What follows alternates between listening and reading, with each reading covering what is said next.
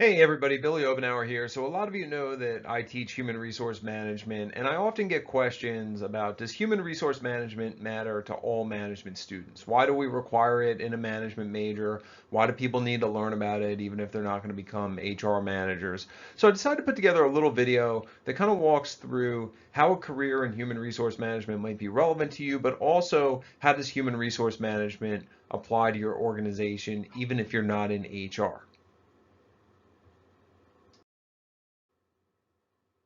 So we're going to work through this lesson here by looking at a local example here in Maine as we think about what are our career options in HR and what does this field look like. So we're going to take a look at Paul Bolin. Now, Paul Bolin is the Executive Vice President and Chief People and Administrative Officer for Northern Light Health. Northern Light is a large medical organization here in Maine, and Paul became the Vice President of Human Resources for Northern Light's East Region in March 2014. He became their VP and Chief Human Resources Officer in February of 2016, and then in March of 2020 they changed that title to Senior Vice President and Chief People Officer. And you'll notice looking at Paul's profile here that he says he's dedicated his career to leadership, diversity and inclusion, and workforce development. So you notice there's kind of a focus here, not just on general aspects of human resource management, but also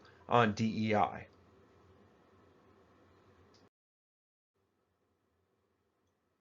Now, when I saw Paul Boland's profile on Northern Lights website, I was really intrigued by this because he says he's dedicated his career to diversity and inclusion.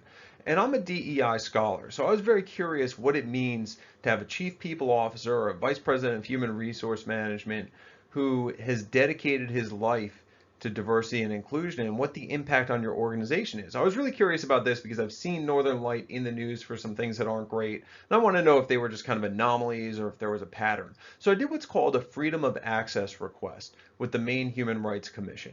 And basically, I just sent them an email and I said, I'm writing to request access to public records, summarizing all employment related complaints filed against these organizations since February 2016, which is when Bolin took over that role. And the organizations I listed were Northern Light Health and then all of their subsidies because they have different hospitals kind of under the Northern Light brand that would also be listed.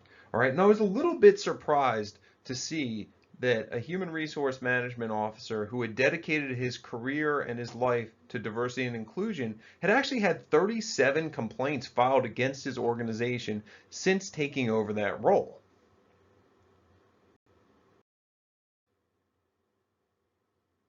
Now, one of those complaints recently turned into a lawsuit where a former employee claimed that a Northern Light hospital was encouraging bullying towards junior doctors, particularly women and those born in a different country, and she alleged that the impact on her was that she was subjected to unjust termination.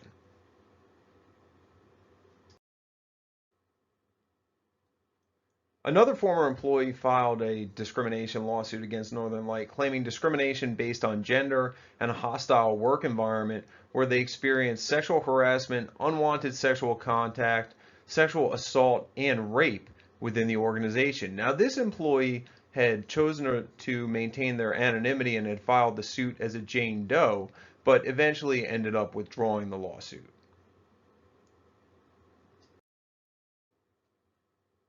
And there are a few examples of employees who were terminated after raising concerns about issues related to patient safety within the organization. So Karen Jo Young was terminated after writing a letter to the editor of the Ellsworth American where she described some staffing shortages in her hospital and the impact that it had on work conditions and requested support for the nurses' efforts to unionize. Okay, this ended up going before the National Labor Relations Board, and in a unanimous decision, it was determined that Northern Light was maintaining an unlawful media policy as it pertained to their employees.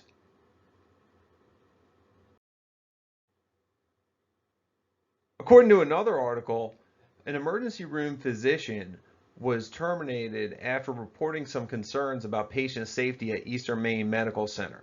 Now, the employee was, or former employee, I should say, was then trying to negotiate some type of settlement through mediation with Northern Light, but had gotten a new job with the Maine Board of Licensure in Medicine. Then, Northern Light allegedly reached out to the Maine Board of Licensure and said that they didn't want this former employee involved in any of their cases, and she was terminated from that position as well. So not only was this person terminated from Northern Light allegedly after reporting concerns about patient safety, but after she got a new job, Northern Light called that employer and expressed some concerns that resulted in her subsequent termination from her new position as well.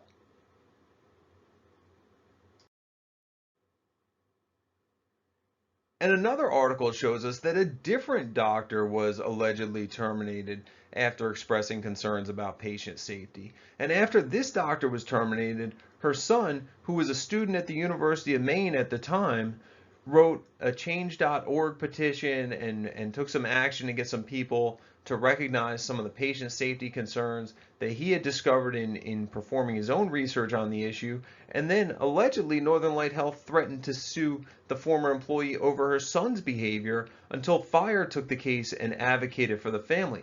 Now, all these cases where we're talking about patient safety here are highly relevant to DEI because patients are often a vulnerable group in a medical setting. Okay, they are relying on doctors, they're relying on the hospitals, they're relying on the organization, and they don't really have the ability to always advocate for their own safety. So it's very important when doctors and other people in the medical field advocate for patient safety.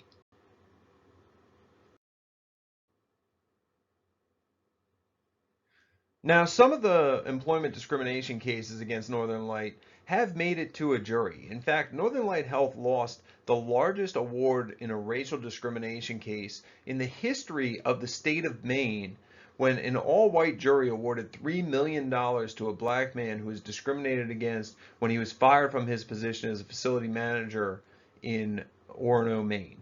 Now, this amount was later reduced. Northern Light had appealed the amount that was awarded by the jury, and then a negotiation took place and the parties settled.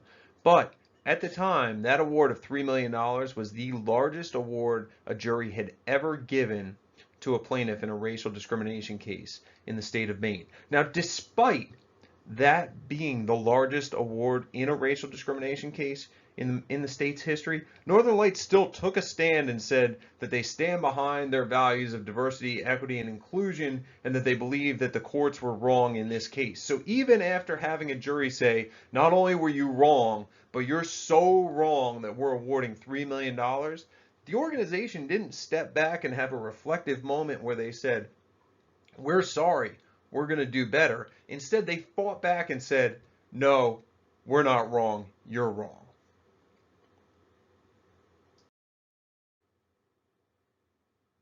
A similar thing happened when Northern Light lost the first lawsuit ever decided under Maine's equal pay law.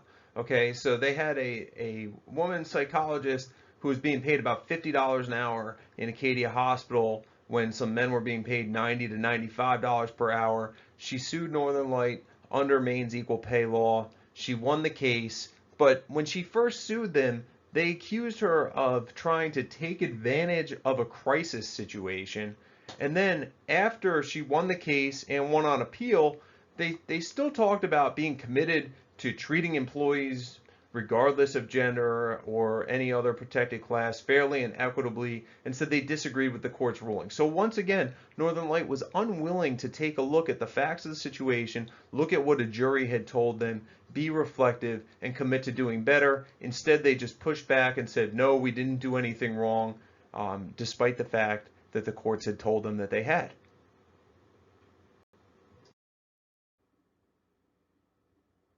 Northern Light also lost a fairly recent lawsuit related to Maine's wage payment and minimum wage laws after a phishing email had gone out to some employees' work email addresses, and the result of this phishing email was that one employee's paycheck ended up getting routed to a bank account that was not their bank account, and the employee didn't get paid. The employee had reported it to Northern Light. Northern Light had refused to correct the issue because they had paid someone, just not the employee.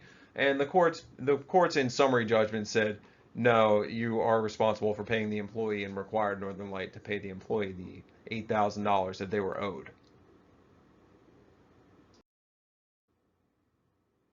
Now, as we went through these 8 different stories that were in the news You may have noticed a little bit of a pattern in there in that it seemed like most of the people who were having some employment problems at Northern Light were women. In fact, 7 of the 8 stories involve women who had complaints against Northern Light as an employer.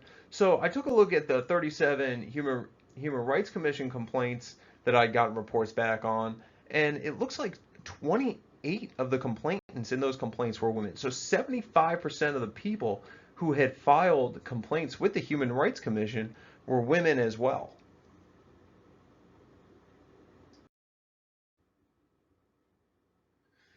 Now, after looking through all this information, in my informed opinion, and I want to clarify this is an informed opinion because if I clarify that it's an opinion, then there can't be defamation. Northern Lights human resource management performance doesn't really seem so great. So I kind of was wondering how much Paul Bolin earns. And I pulled Northern Lights 990 form for 2022, and I saw that Paul's total compensation package was $653,302. Now some of that's retirement and other non-taxable benefits, right? But $386,000 of that is base compensation, and $127,480 is bonus and incentive compensation. Wow. $127,000 in bonuses despite the performance that we just looked at on the previous slides. That's a little bit mind-blowing to me. I mean, to put that in perspective, $127,000 is more than I would say probably almost all of their nurses make for their salary. It's more than a lot of their nurse practitioners make for a salary. It's probably more than a lot of the people watching this video make for their salary. So $127,000 in bonuses for the chief people officer of an organization that has lost 2 landmark discrimination lawsuits in the state of Maine and had 37 Human Rights Commission complaints filed against it since 2016.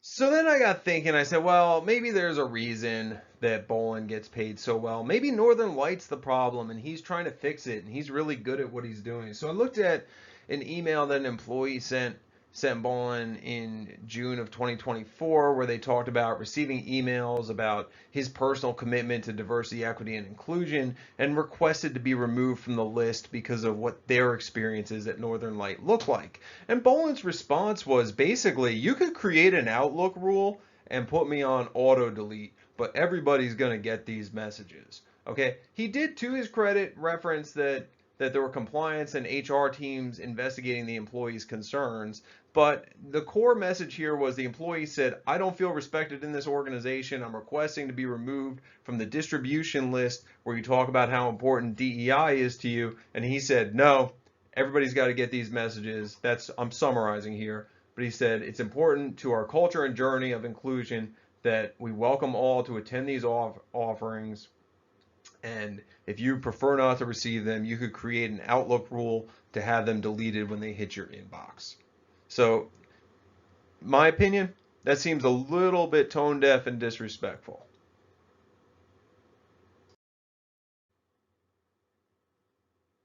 But to Boland's credit, he did mention that the employee's concerns were being investigated.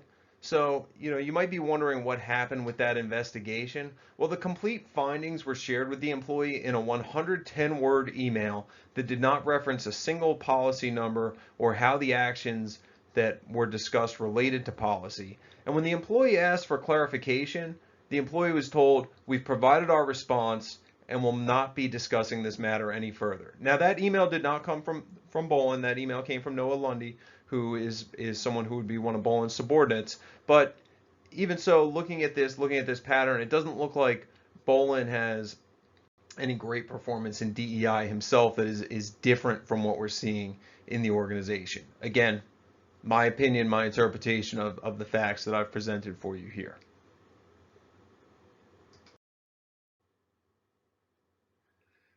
So then I thought, well, maybe Paul Bolin makes $650,000 in total compensation because Northern Light is huge. But the reality is that Northern Light is really not any bigger than a lot of urban hospitals. It's actually kind of smaller than some urban hospitals. So we look at some numbers here, and I just have Northern Light compared to Boston Children's Hospital, and it looks initially like Northern Light probably has fewer employees than Boston Children's Hospital. We don't have hard numbers on this, but based on what both organizations have posted on LinkedIn, it looks like Northern Light is actually smaller than a lot of urban hospitals.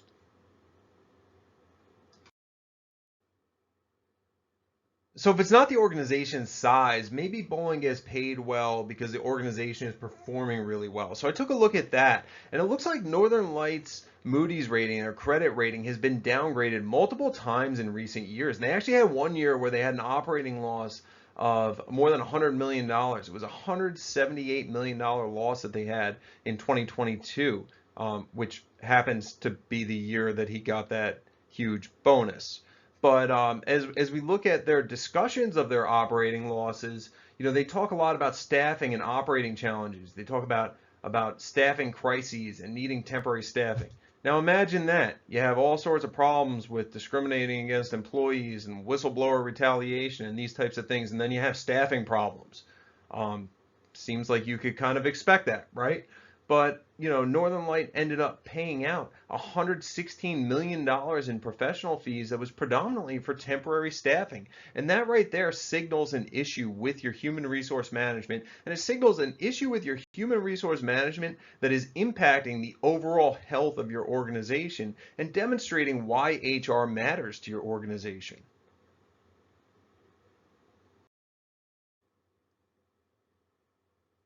Now, that's a lot of information to digest there, and I personally had a hard time digesting it. So I kind of put it together in a summary so I could better understand it. And again, we go back to in 2022, according to Northern Lights 990 form, Paul Bolin made $653,302 in total compensation. Okay, now, since he took over in his role of VP of HR in 2016, Northern Light Health has experienced 37 Human Rights Commission complaints filed against it, lost the largest racial discrimination lawsuit in state history, lost the first lawsuit decided under Maine's Equal Pay Act in the state's history, lost a unanimous decision in a National Labor Relations Board complaint, has had multiple additional lawsuits filed against the organization, had its Moody's rating downgraded multiple times, and the company has blamed its poor performance on staffing. In other words, they've blamed their poor performance on HR. So the question that I kind of put out here for my students who ask if HR matters, we look at Paul Bolin as an executive in HR who makes $653,000 in total compensation in a year in an organization whose performance, in my opinion, based on the facts that I presented here today, is not strong in the area of HR. And my question for you is, can you imagine what you could earn in this field if you were good at your job?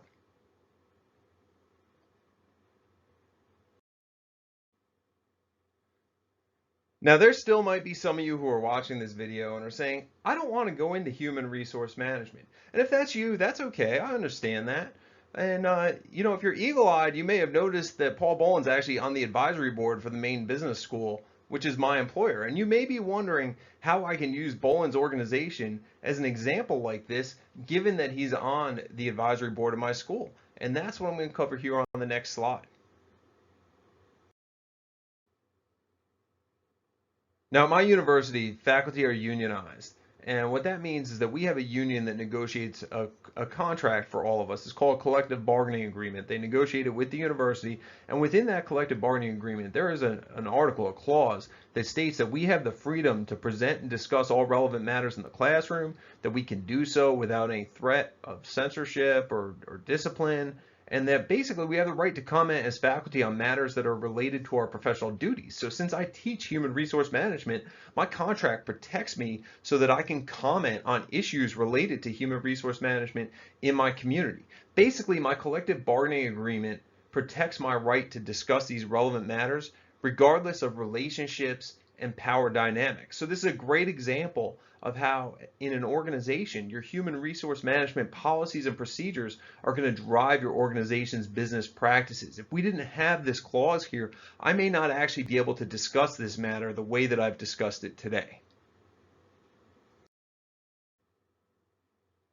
Now, thank you so much for joining me. I hope you learned a lot from this video. If I want to summarize this into a few points, Here's some things I hope you learn. One, I hope you learn that it is possible to earn a very good living in the field of human resource management. Two, I hope you learn that when your organization doesn't perform well in the areas of human resource management, when you have staffing issues, when you have issues related to employment discrimination, when you have issues related to whistleblower retaliation, that does seep into your organization and impact your overall performance as an organization. And three, that your policies and procedures as an organization, as they pertain to human resource management, are going to impact how things are done on a day-to-day basis. So thanks again for joining me. Hope you learned something. We'll talk to you soon.